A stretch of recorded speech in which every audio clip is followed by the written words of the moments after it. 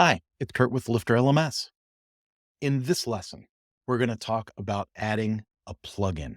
Remember, a plugin is something that adds functionality or performance to our website. Our previous couple of lessons were about adding a theme and overall design changes. This one is going to be pretty simple, and we're just going to install a form plugin to our website because every website is going to want to have some type of form so you can get information from your users in order to communicate with them.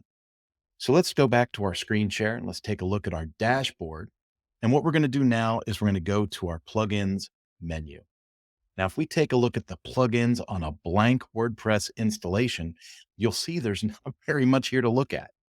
So let me show you where to get a plugin. There's two options. One is to get a direct plugin zip folder from a plugin supplier.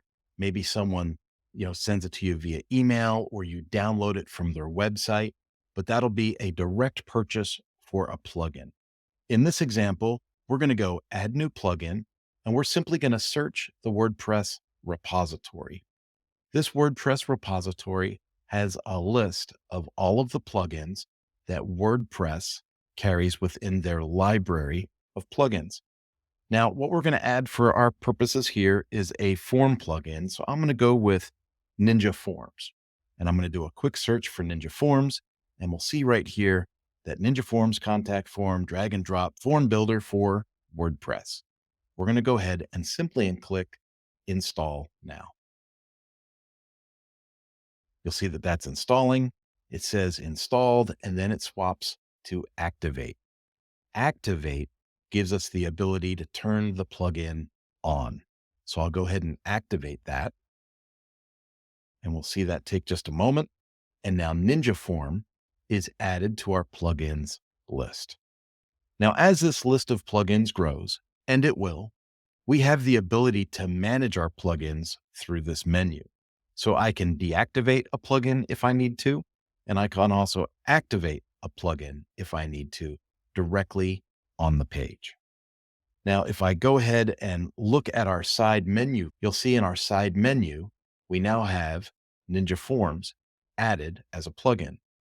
So if we go back to dashboard, just to go back to our starting point, we take a look and we see that our list of menu items has grown, and here's Ninja Forms.